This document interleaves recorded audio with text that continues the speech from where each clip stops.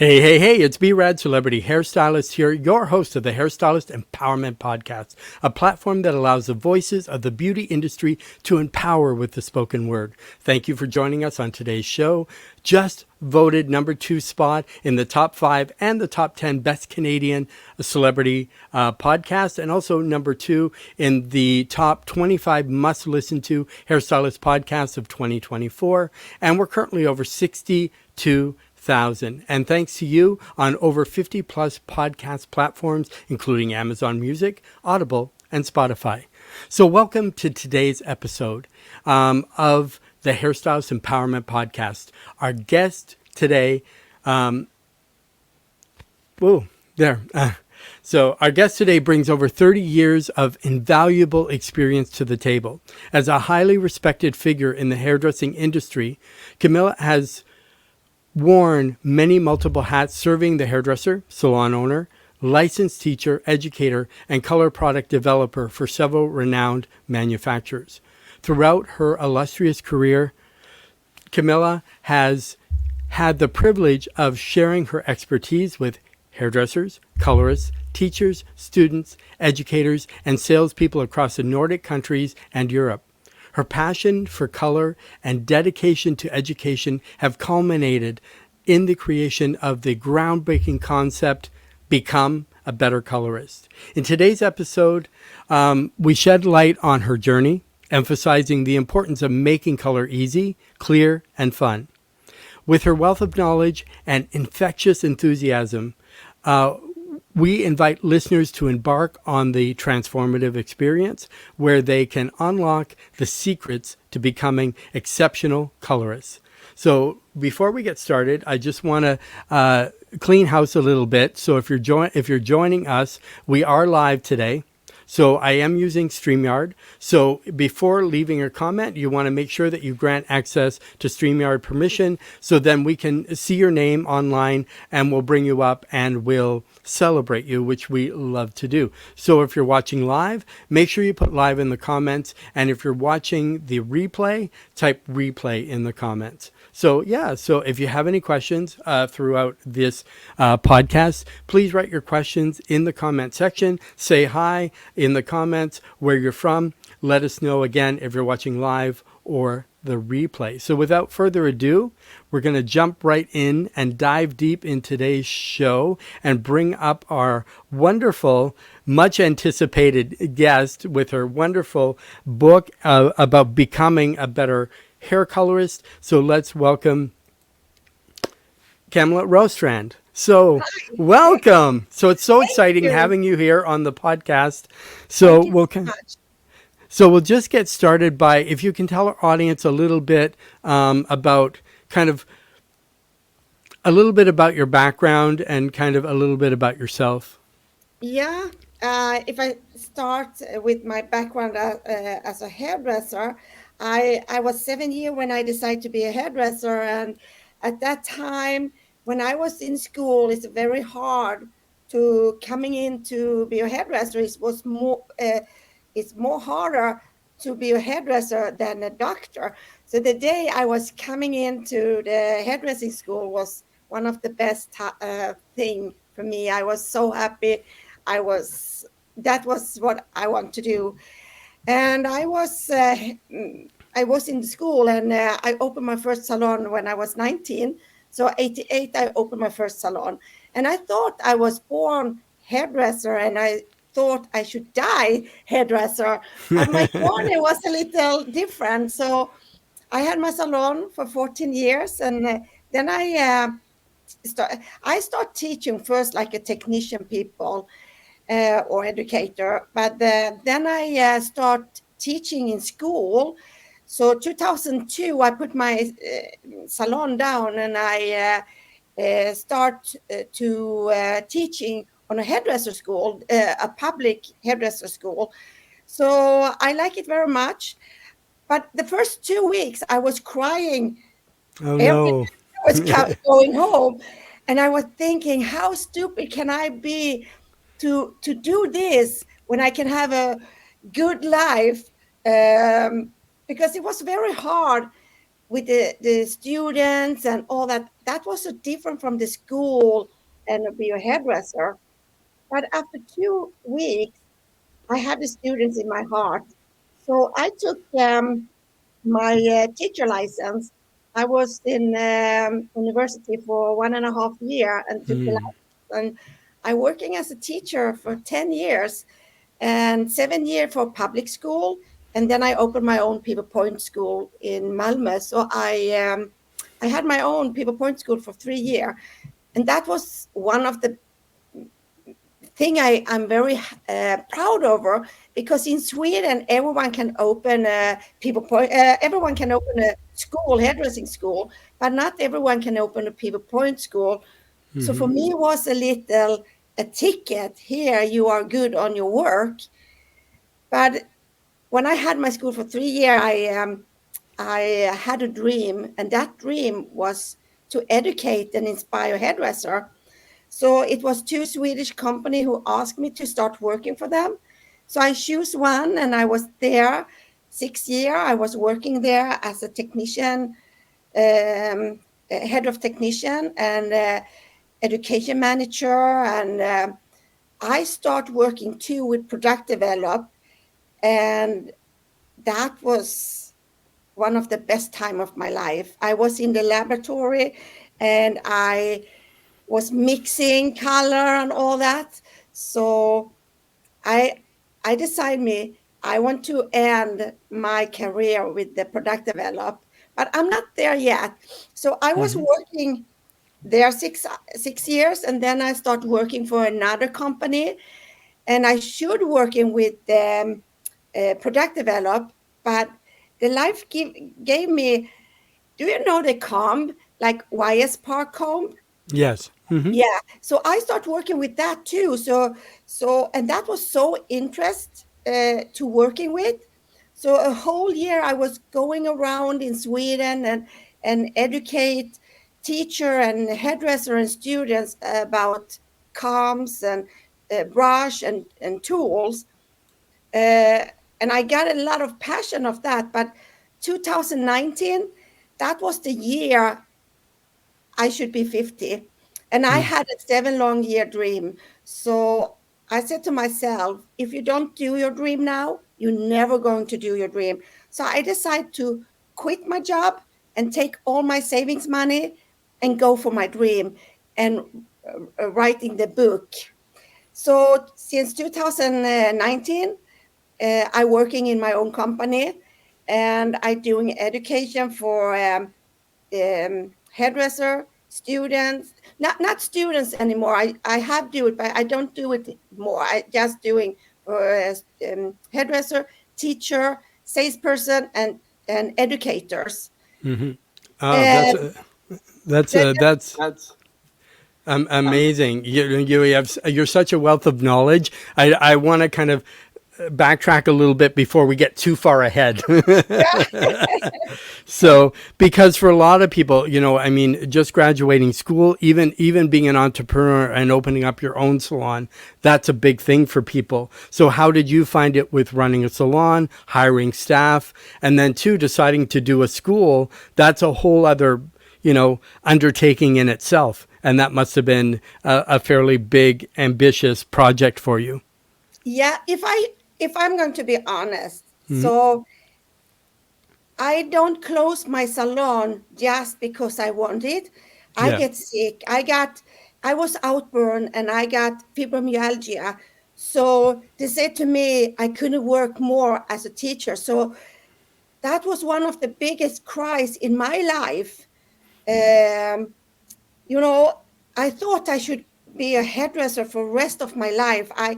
I really enjoy every day I was going to my client and my salon and all that, but I had so much pain in my body, so I couldn't hold a comb in my hand. So they said to me I need to quit, and I didn't know what I should do. Um, I was bitter. I was not happy. I was home for 3 months, but I had two sisters who was teacher, but not hairdresser teacher. And I was thinking, how hard can it be to be a teacher? So I'm thinking I'm going to be a teacher. Yeah. But it was harder than I thought. But it Mm-hmm. was much better than I thought too. So I was just coming into a hairdresser school and try to working and see how it was. And then I stayed for 10 years to be a teacher. So I was working 7 years for public school, and then Mm-hmm. they offered me to open my own people point school and be one of the owner and all that. Yes. So yeah, an entrepreneur I am. I say yes, of course I can do it. So Exactly. And with yeah, having your school too, especially a pivot point school, getting the students, it's not just they're there for a week. They have a commitment of, yeah, of time to be there. And as the school owner, you're responsible for that too, to take them from knowing nothing to getting ready for their exam. So you're from Sweden. So what is the process in Sweden for someone who wants to become a hairdresser? yeah. That is a little bit different from US and all that. Mm-hmm. We are going 9 year in ground school. Mm-hmm. Everyone needs to go for 9 year. Wow. And after we call it gymnasium, but I think it's more like high school or something. Mm-hmm. So you can choose if you want to read hairdressing or you want to be um, in economic, or if you want to work with car or something. So you choose what you want to be, and then you need to go 3 year. So you are 16 when you start hairdressing school, Mm-hmm. and then you are like 19, 20 when you are finished for hairdressing school. But after you're going 3 year, you must doing 3,000 hours in a salon like a Oh, trainee or something, and then we're doing the test, and then we have our license to be a hairdresser. But you can in US you need to have a license, but in Sweden, you don't need a license to work as a hairdresser. You can just start working. But if oh, you're older than 20 years, you can't go in the public school. Then you need to buy your own um, education. yes. So when I had my people point school, I have adults who was paying for the school, and that was a big difference, because in Sweden you don't need to pay for your school. We don't pay for going to school. Okay. Yeah. We have free food, and we have a very good secure net in Mm-hmm. Sweden. Yes. So when you don't pay for your school, you have students who was not they don't have passion. They was just there because they need to do something. Mm-hmm. So for me, it was much better to have my people point school. I Yes. had more motivated um, um, people. Mm-hmm. Exactly. So, talking about motivation and passion, can you share with us the inspiration behind writing "Become a Better Colorist" and what motivated you to focus on this particular topic?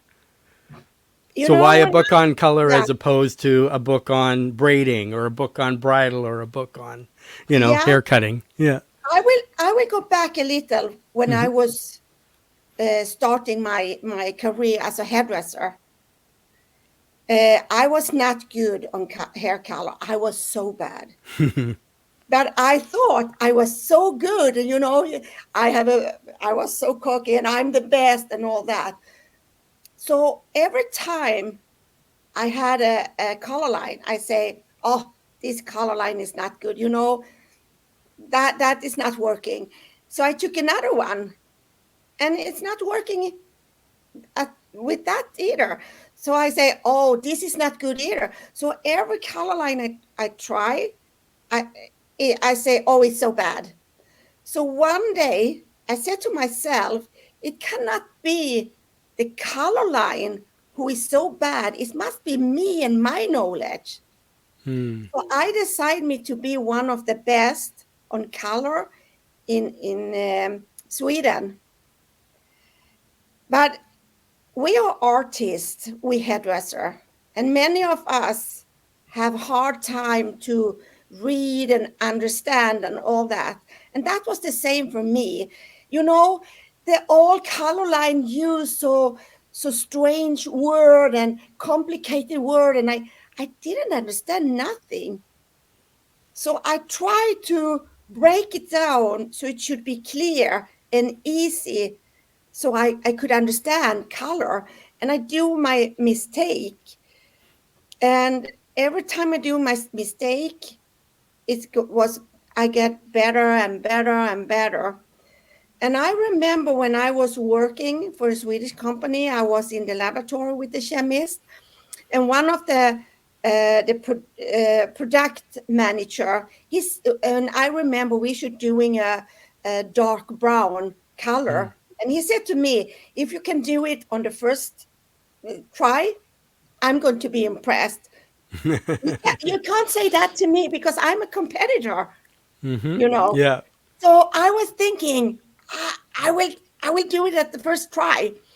And I had the color wheel on the wall, and I was looking and looking and looking and thinking, okay, how can I have a brown color, a dark brown color?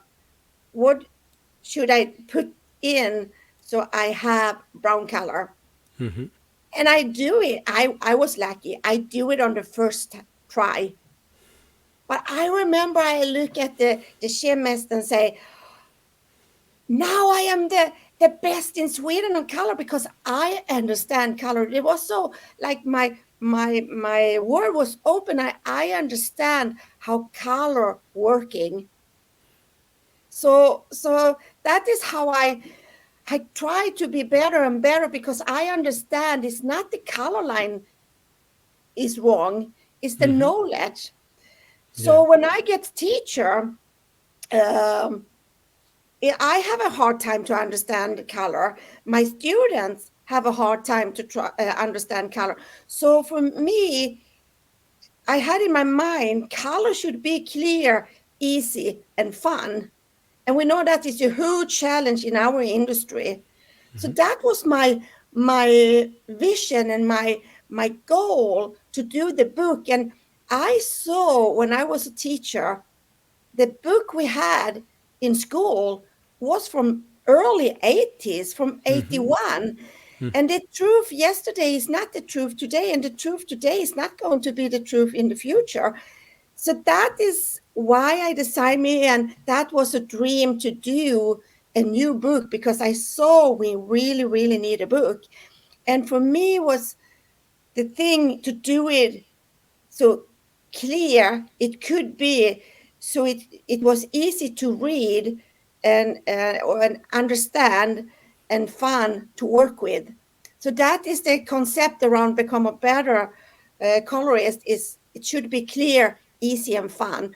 And that is how I'm building up my education too, so everyone can understand. And that is one thing people say to me, it's so easy to understand when I'm teaching, and I'm so happy for that because that is the only thing I want. It should be clear, easy, and fun.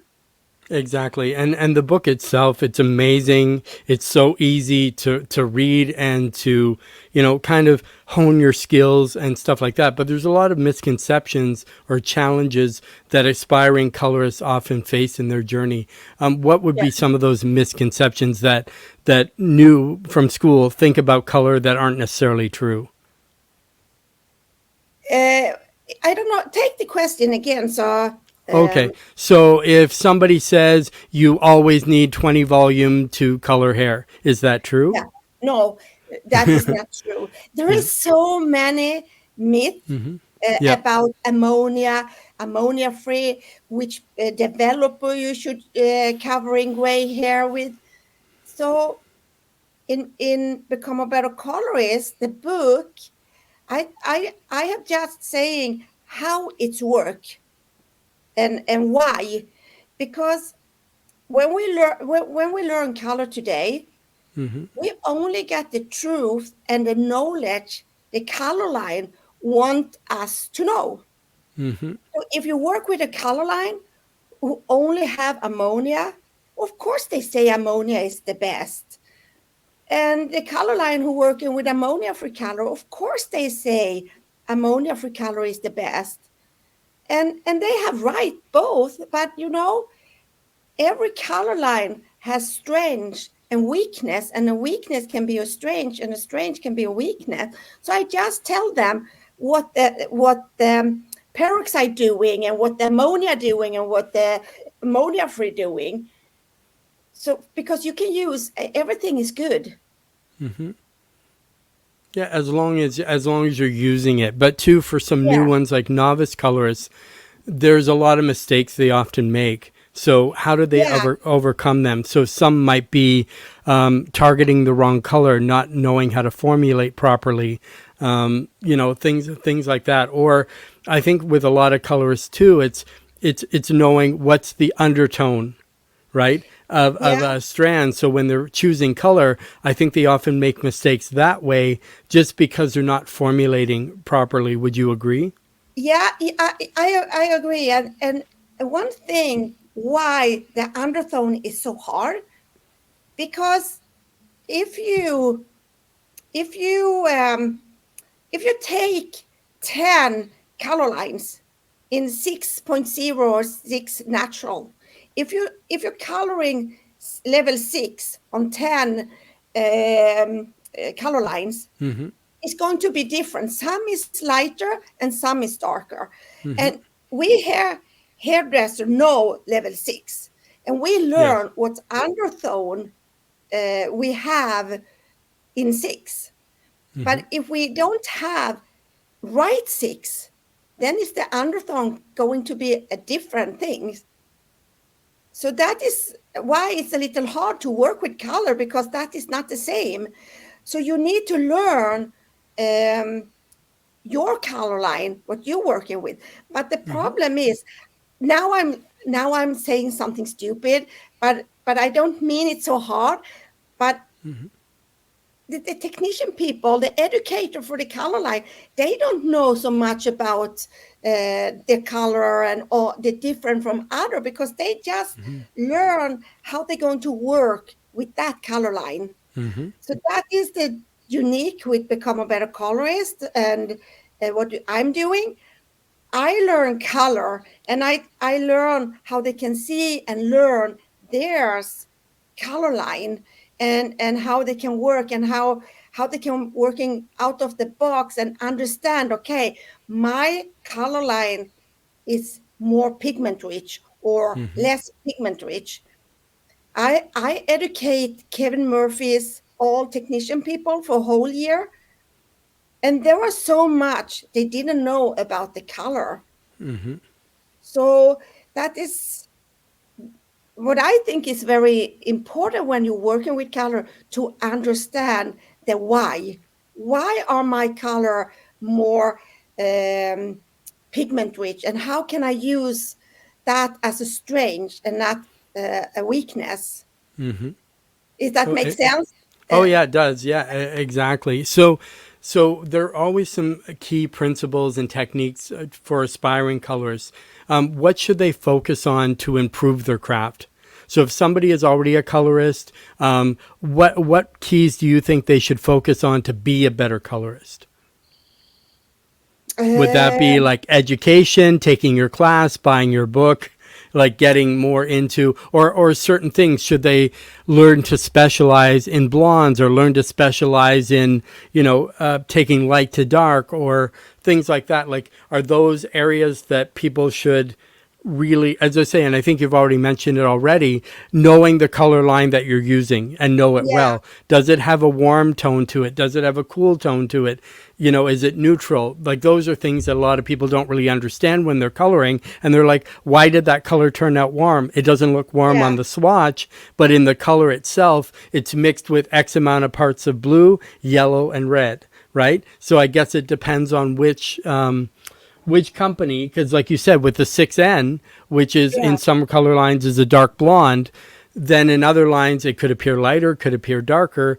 I think it's knowing those. But if somebody's in color, what's the one thing you think they should really focus on as a colorist? I stop never stop learning more, Mm-hmm. because so much stuck how we're working with color in 80s and 90s, Mm-hmm. and never I, in Sweden I can but I have met in the whole world, we Mm-hmm. think we are so good because we're doing Mm-hmm. good results. Yes. And yeah, and as long we're doing good results, Mm-hmm. that's fine. You can do as you all the time doing, Mm-hmm. but you have all the same results. But when Yes. you want to do something else, or if you have some problem is maybe not working as you thought, Mm-hmm. then you need the knowledge. Yes. And not the knowledge I learned 18, 19, 2000. It's so, I wrote my book 2019, Mm-hmm. and it's coming out 2020. And when I translate for American English, I updated the book. So the Mm-hmm. book has only been out for 2 years. Then I need to update it because it's coming new all the time. So what was true before is not the truth today. So Mm-hmm. the thing as a colorist is I need to learn all the time, and it's coming new things. Even if my color line, my color company not doing something new, the coming's new on the market. Mm-hmm. And now the the newest now, it's like demi color, Yes. you know, Mm-hmm. like eco shades was it's coming first, and now you have liquid gloss, you have the demi gloss. There is a lot of gloss demi Mm-hmm. color, but the thing is there is a big difference from the different. We thought everyone is the same, but Mm-hmm. some have a different alkaline than another. Some is more pigment than other. And if I can understand everything, then it's easier for me to choose what I should work with. And I know how I can work with the color out of the box, because sometimes I need it to work out of the box. Mm-hmm. And So never that's a stop thing. learning. Hmm. And that's a thing too that a lot of people don't realize. Like I find with a lot of European companies, they tend to be stronger pigmented. So they're usually double pigmented, triple pigmented, and then other ones which are more kind of sheer, they may not have as much pigment in them. It really makes a big difference. And sometimes then your formula might be different. Like say you're a 6N in a regular color line and 6N in a European color line, you may apply differently or have to go up or a level down to achieve the 6N for that client, depending on what base they are and what your target is and what you're looking for. And I think that's one of the biggest things for colorists is really, or just hairstylists in general, really understand and take the training.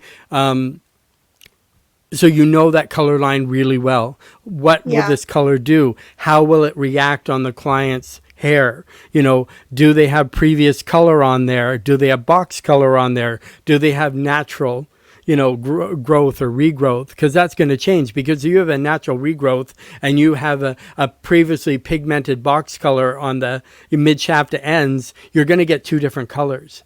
You can't, Yeah. and color doesn't live color, so you can't put a 9N on a 4 and expect you're going to be 9N. No. You know what I No. And mean? yeah, and actually, even if you have a virgin hair, Mm-hmm. you can't take the same color from the bottom to the end, because in the bottom you have do you say heat soon? You have a heat. The So What we you call call them hot roots. Hot roots. So there's hot more root? heat at the scalps, so it Yeah, gives you usually a warmer tone at the roots. It's much yeah, brighter and warmer at the yeah. roots usually than it is in the mid shaft and the ends. And, Yeah, and the ends is more porosity, and we know exactly. the porosity is eating up a lot of warm tone. So Mm-hmm. you can't put the same from the bottom to the roots if you want to have an equal color. Yes. And now it's a very popular to working with a color who is natural, um, for a couple of years ago, it was popular to work with a cold tone, cold natural. Yes. For me, it doesn't matter if the color have a warm tone or it have a cold tone or it's natural, as long I know how I'm going to work with that. So Yes. when companies say to me, "Oh, we our color is so good, but because our color building on natural tone," and I say, "Okay, why is that good?" They can't say it because they don't know No. why. Because they hear people say they're doing a hype and say, "Oh, it's so good to doing natural color." But for me, if you have a color who is natural, building on natural tone, then I need to working on one way of that. If I have a color who building on cold tone, I need to work on another way with that. So for me, it doesn't matter what the color building on, as long I know what's happened when I coloring with that. So Yes. and you say before we have a other color here, other pigment color here, and but that's not really true either because they don't do so much different for us here. But we need to think a little different because for many now we don't have thin hair. You know, in Scandinavian, you say, "Oh, we have a blonde, thin hair." But that's not true. We have more medium hair now. We don't Okay. have so much people who has thin because we are more mixed now. So we have more medium, thick hair. So it's not about the difference is if you have thin, thick, or medium hair. So you must learn what is the rules about medium hair and what is the rules about thick hair and thin hair. And we talk about how pigment rich the color is. And I have educated a lot of technician people.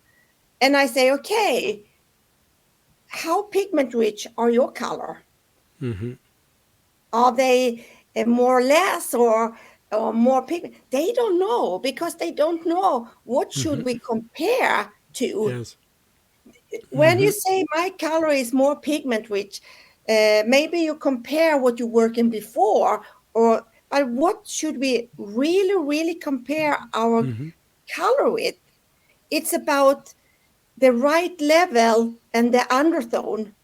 I Yes. have create a level finder. There are 77. 6 is a 7. And why I say that is because 7 has more orange, yellow undertone, but and 6 has more orange red. So it's you must compare to that scale so you know if my color is more pigment rich, then my 7 is more like 6. So that is the thing, you must know what you compare to. You can't say, "Oh, my color is pigment rich." To what? do you do you Yes. understand? Oh, My yes. English Yeah. is not super good, but I hope you can.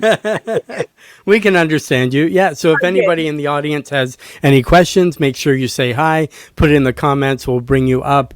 And yeah, we're enjoying this conversation on color because it's one thing for a lot of stylists that we do get some training in school. And when we get out there, but some people don't really fully understand, color, the process of color, how to balance, even the color wheel itself. Because I think the color wheel can be overwhelming for some people, but I think the color wheel is so important because if you don't really know primary colors, Yeah, secondary colors, tertiary colors, and what opposites are, like violet with gold or yellow, yeah, right? Orange with blue, red with green, that are going to neutralize each other. But you also have to know if the undertone has orange in it, has red in it. Well, you need a blue, you need a blue green to yeah. counteract that, right? We So, forgot in school we learned as primary color, we learned secondary, but yeah. we forgot 30-year Yes. color. Hmm. So that is very important to learn. But it's so fun when you say this, because when I have my education Hmm. and we're talking about how is a good color, because people say, oh, my color is the best, and another say, oh no, my color is the best. And sometimes I can see on Facebook someone maybe ask like this, which color is the best? Is Sky Tang Hmm. or O&M the best? Who should Yes. I choose? But that is two good color both, but Hmm. they are different. They have different alkaline, they are different with the pigment and all that. So you can't say this color is much better than the other. Hmm. It's more about what should I working with? What will I'm working with? But one thing everyone say a good colorist is throat to tone. Hmm. Do you know what I mean with throat to tone? I do. Yes. Yep. Yeah. And actually all color is true to tone, because the color can only do what the chemist has Hmm. formulated to. But Yes. then next, the problem is when the company uh, um, putting the color into the color wheel. If you put the color wrong in the color wheel, then the color is not true to tone. Hmm. And I have fixed two color wheel because that was wrong in the color wheel. The numbers was wrong. Hmm. So that is the thing, when the color is not true to tone, it's not the color is the problem, it's the problem where people have put it on the color wheel. And when Hmm. they put the numbers and letters of the color. So many time we hairdresser, and that is one thing why it's hard to working with a color, because we need to learn the nuance. So after a long time, okay, I know this nuance. I know how it's the undertone and all that, but it's take a long time to learn. So if we have right color wheel, then it's so Hmm. much easier to work with the color. Exactly. And that wouldn't matter if it's a cream based color, if it's a liquid based color, a gel based color, Yeah, anything like that. They all have the same properties, knowing the undertone. But you're exactly right when you said all the color lines are good. And I see this in a lot of groups is people like, I'm changing color lines. Which one's the best? Well, the thing is, I think you should look at, were you using that color line properly? Were you yeah, mixing it properly? Because a lot of people like to not necessarily measure or weigh. They like to throw a little squirt in here and then let's throw some developer in there. And if the measurements are off, that yeah. also makes a big difference too with how much coverage they're going to get or sheer, it's going to be. But as I say, I think it's people say they like the color line. Number one, it's because what works best for them that they have mastered. And it also, I think, does this color line give you the outcome and the results that you need for your clientele, Yeah, exactly. right? It I no I when I have my education, we talk about color and all that, and I say for us to change color for a hairdresser is a little like change work. Hmm. So why are you changing work? It start with misunderstood, misunder. Yeah, Um, misunderstanding. Yeah. no, not misunderstand. Uh, You don't happy with something. You don't happy with what you earn. Maybe you are not happy with your boss, yes. and that is the same with color. The color can be so good. On my salon, there my daughter and our employer working. We was working with Redken, and Redken is a very good color, but it Hmm. was too expensive for us now. Hmm. When the world is what it is, so Yes. we need to change, because not for the color was bad. We changed because we need something more A better, less. a better, a better price point. Yeah. Yeah, yeah. Yeah. Because for Redken, they are more expensive little because they have a fantastic education around the Hmm. color, and you Yes. pay for that. But and I said to my daughter, we can educate our employee for ourselves. So that Yes. was not necessary for us. So when you change color, if we go back, why you don't, when you change work, you're not happy for something. Yes. And that is the same with color. Maybe you change color because there is something you're not happy with. But there's so many who working on the same work and is not happy. And why are they not change the work? Because they know what they have, they don't know what they got, and they feel safe. And that is the same with us hairdresser. When we're working with color, we feel safe, but maybe we're not happy what we have, but we feel safe. But when we change, if we change color line, it's not about the color today. It's more about the concept. Can you have the safe with the company, with education or support, or the price? Can the concept around the color, is that cheaper, or have they? Some people like to work with a big system with a lot of nuance. Some Yes. like a system with a more or less nuance.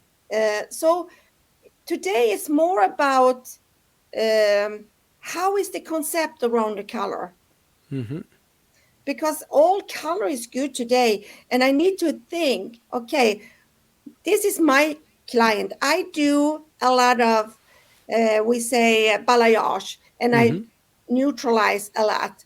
Yes. Then maybe I don't should work with a color line who's a very, very pigment rich. Maybe I should work in with a company who has more or less pigment. But if you're working with a lot of client who is gray hair, and then maybe I should work with a color line who has more pigment rich color and stronger alkaline, so I got a better covering. But if I know everything about color, then it's much easier to choose color line. And I will tell you a little secret. When I was when I was starting, I hope not so many Swedish hairdressers listening now. But I, when I started working for a Swedish company and help them with the color, they said to me, "Can you take the support?" And I said, "Of course I can." So I got the support phone, and they Yes. call me and they need a recipe, and I help them. And sometimes they ask me, "How many years have you worked with this color?" And I say, "No, a little time." But actually, I have never worked with that color before. I have never doing a client with the color line. And but it's not. It was not wrong. Every time they get a recipe or I help them, it's not get wrong. But that is the thing.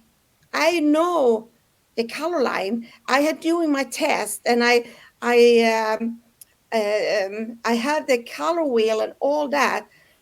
So it's easy for me because I understand so much color. So it was easy to me to help people. So you more you can switch color lines. And that is why it was so necessary for me to do the book. So we have all knowledge about color and not a system. So you can understand color and not system. Yes, because once you have the foundation, I think you can Yeah, apply it to all color lines. yeah, Because color is color regardless of the company. You're going to yeah, always have the same principles that go into play.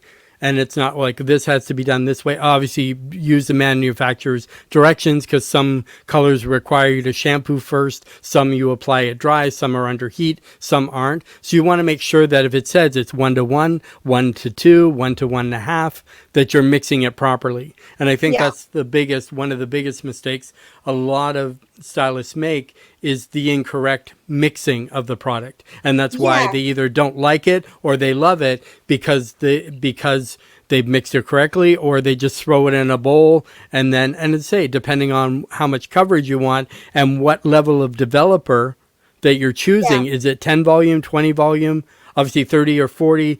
You know, I mean, that's going to make a different impact on the outcome, on yeah, the color and the scalp, because obviously no one would ever put a 40 volume lightener on somebody's scalp.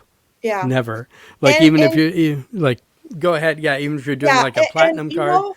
I was educate a whole sales team for one Mhm. of the Nordic biggest supplier Mhm. just in February, and I had them 2 days, and we was talking about covering, and he said to me, "Which color have the best covering?" And I Mhm. say every color line, if we don't talking about DMI, because Yes. DMI should not covering gray Yeah. hair.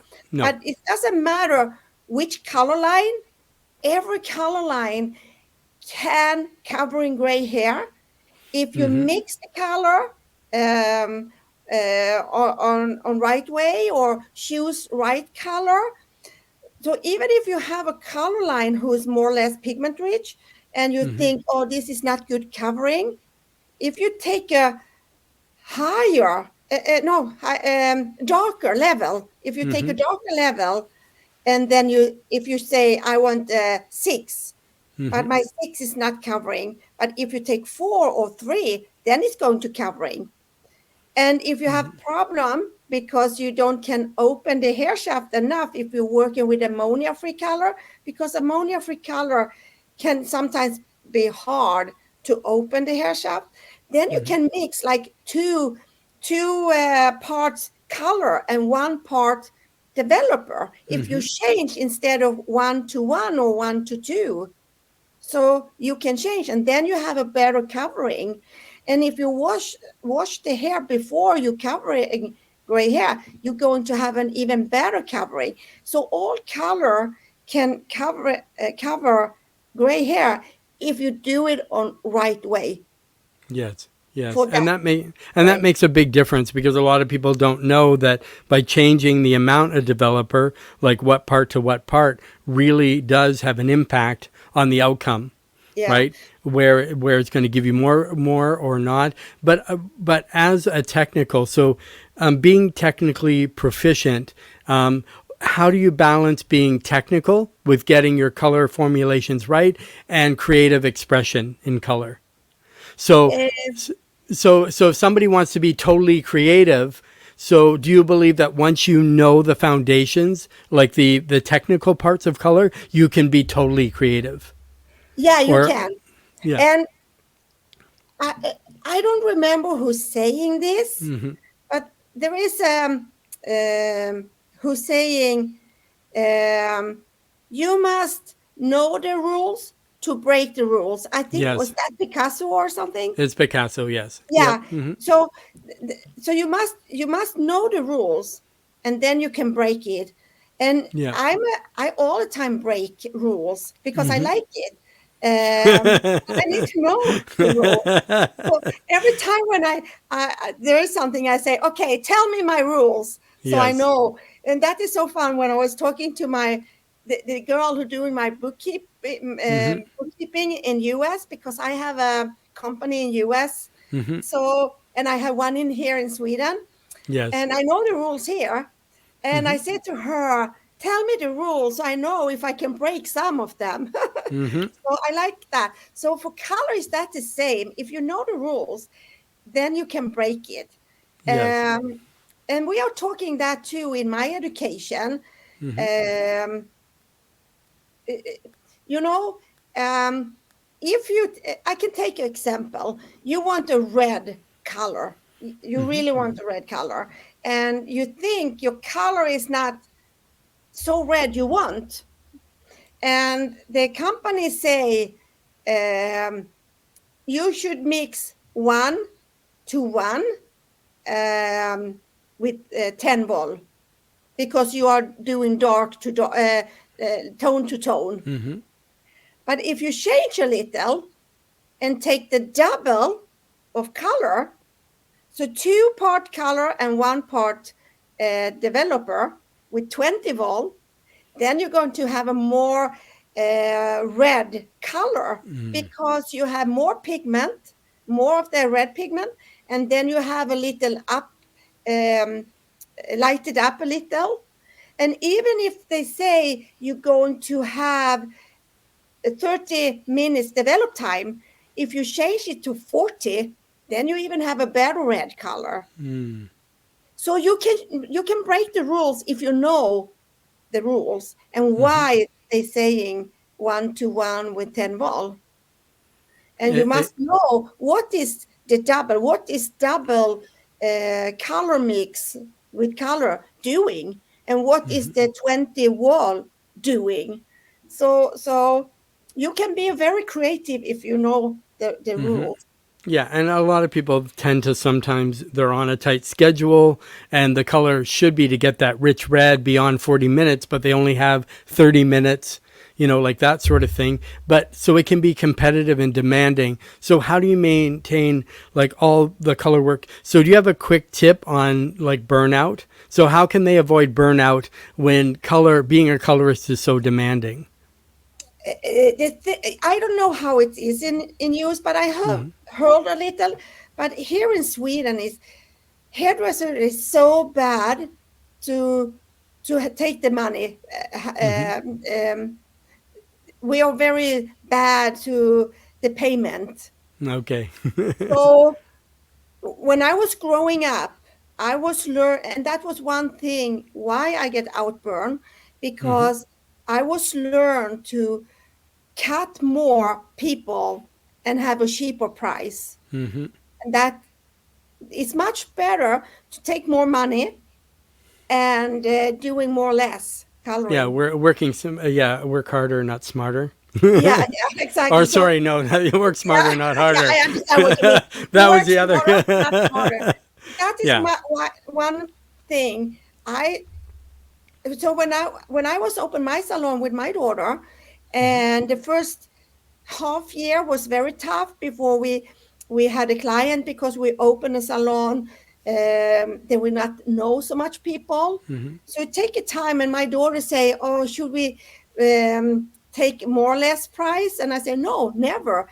We need to take the time, because if you start to take more or less price, then it's harder to rise the price." So that is my thing, to not be outburn. Work smarter, not harder. Yeah, because you don't want to be burnt out. And yes, it's great to have a lot of clientele, but that's the thing with a lower price. I mean, it has to balance with what your other costs are, because that's a big thing. A lot of group, how much you charge for this, how much, but for everybody, it's different. Where you are, the pricing structure might be different. What your color price is, it might be different. So you have to take all those things into consideration when you're doing your number crunching. You have to know where your business, what is enough to charge that covers your, your costs. Plus you're also in a business. So you also want to make enough that you can also survive as well outside of work. But do you find any trends coming for color? Do you predict any trends with color? Are people going natural? They're going to go more fashion. People are going back to their natural. I think it's more like peach and warm for now. I can see the trend of that. But I can see more too. Before we're doing a lot, like 100 package of foil highlights. And we have started now to just doing a little, because people has not so much money.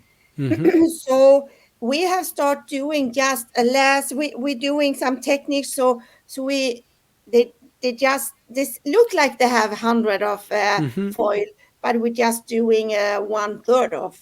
Exactly, which is much easier for people too. Then it allows them then saying my price is this, and they're like, okay, sorry, I'll wait. You have another alternative where they can still get it, but still looks like a full, whether it's a semi, whether it's a halo, whether it's a money piece in the front, whether it's a couple of face framing lights. Those are always a great way to introduce people into color, that wouldn't normally even have it either. Or they never thought of themselves, being light or having a couple of little pieces weaved in, that they can, that would kind of soften their features, bring light to their face. things like that. But those that are interested in pursuing a career as a colorist, what advice would you offer to help them succeed in the industry? So I think I already know the answer you're going to give. Obviously, the biggest one is education. Yeah. So buy your book, which I Yeah. think people should Buy do, my be a book. better Yeah. color. But you also teach a class as well, like a 2-day class. Can you Yeah. tell us about your 2-day and what people learn in that 2-day? Yeah. Actually, it's a concept. So we have actually free education um, with 2 days. So if we start with the book is the fact of color. Yes. And number one, it's how you work with the fact practical. How can you work with the fact practical? So I know the why are we using 10 vol for sometimes when we're covering gray hair? When are we using 20 vol to covering gray hair, and how we can see color, and it's a lot of basic. But when I say basic, it feel like, oh, I can the basic, but it's how you can work in with the basic out of the box a little. And we're doing and understand color.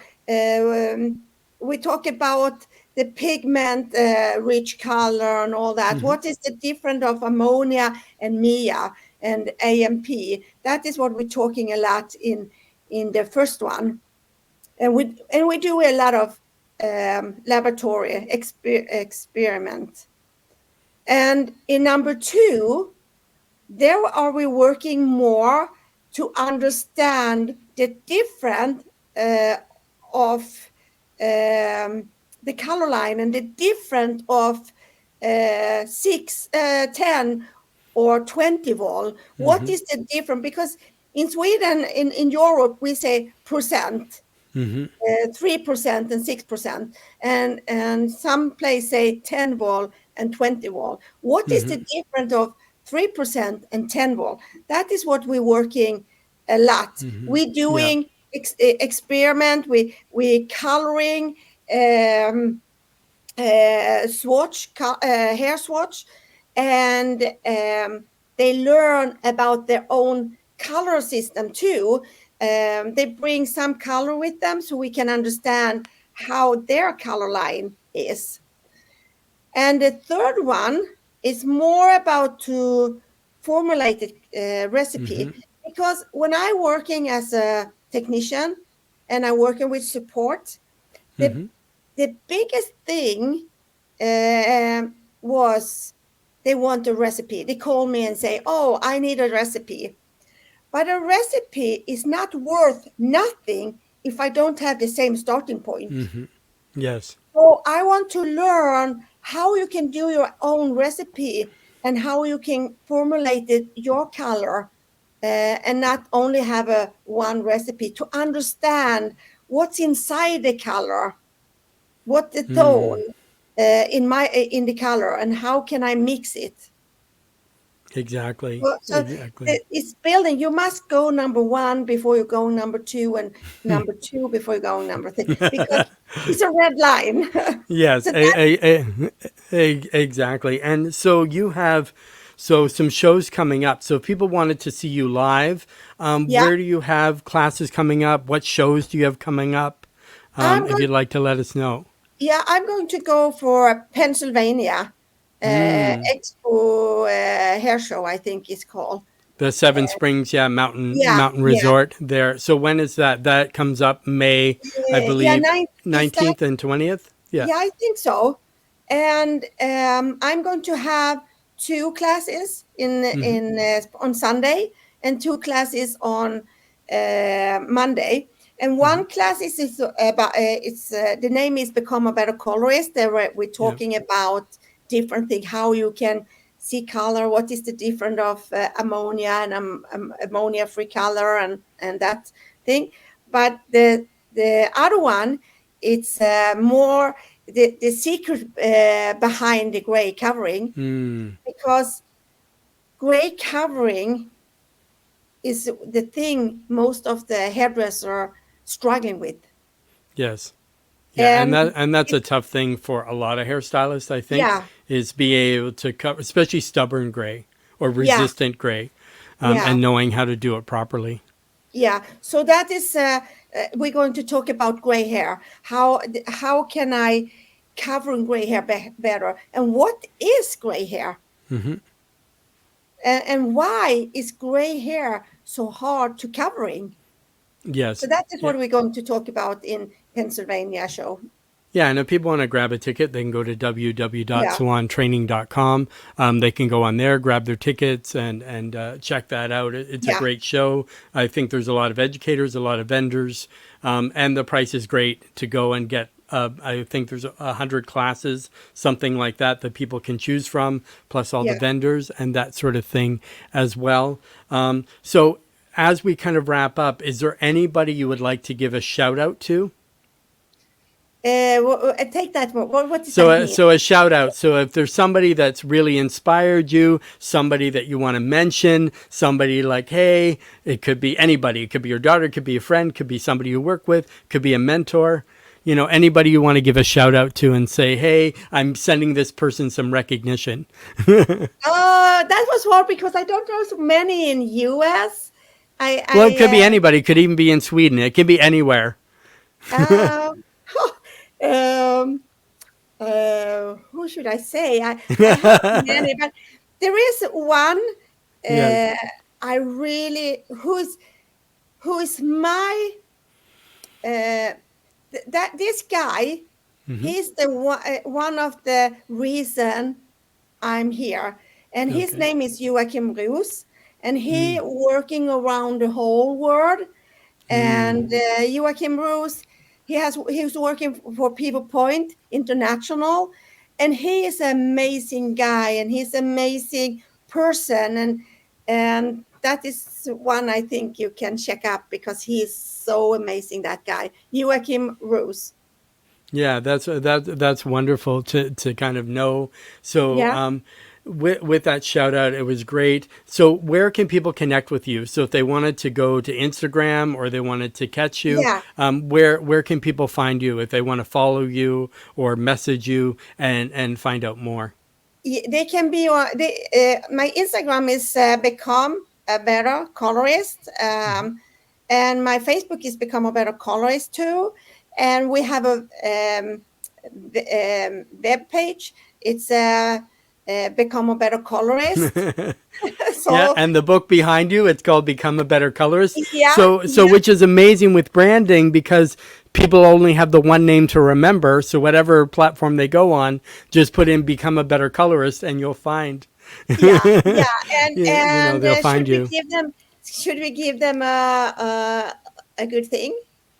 If Should you we? like to, yeah. So anybody listening, our guest has graciously offered something for you, but only for the people that are watching. So I'll let you go ahead and share with them what you would like to impart. Yeah, and this is very special because this is the first time you can have my book so good price. But I really like, and I'm so happy you invited me to your podcast. And my book, you can buy my book on becomeabettercolorist.com, but you must go into it's saying if you are from North America or you must hit the bottom because we have a special one page is for pursing the book on in Europe and Oh, I one see. of North America. Yeah. And they can go for colormetruecorp.com too. They come in immediately in there. But the Hmm. easiest is if they email me, Yes. Camilla at Hmm. becomeabettercolorist.com. They have a discount, so they can buy the book for $39.99 and the regular price is 90. Yeah, and that's incredible. And what languages does it come in? It's coming in American English, but we have it on Swedish, of course, and we have Danish, Norwegian, and we have it Finnish, and we have start translate the book for Spanish too. And next, after we're doing on Spanish, we're going to start to do it on French too. So I have already started that project now, so we can have the book on Spanish and French too. But if they want to buy the book, they can send me your email, and I give them a discount code, and then can have the book for $39.99. Yeah, and that's incredible. So you're getting it almost a third, 2/3 less than what you would normally pay. So I would like grab it as soon as you can, because you'll probably have it as a limited offer. So people don't email you right away. It's going to be done. And otherwise they can go to the show at Seven Springs, grab a book from there, you know, if they miss, but we hope they haven't. And then as we wrap up, I'll get you to give us a nugget of gold. But first, today's episode has been brought to you by Beauty Industry Cruises, powerful education in beautiful destinations. The new events are announced with cruises from Miami, Vancouver, New York, Port Canaveral, Florida, Galveston, Texas, Amsterdam, Athens, the UK, and Jacksonville. So you can go to www.beautyindustrycruises.com to check those out. But first, we'll watch a little video.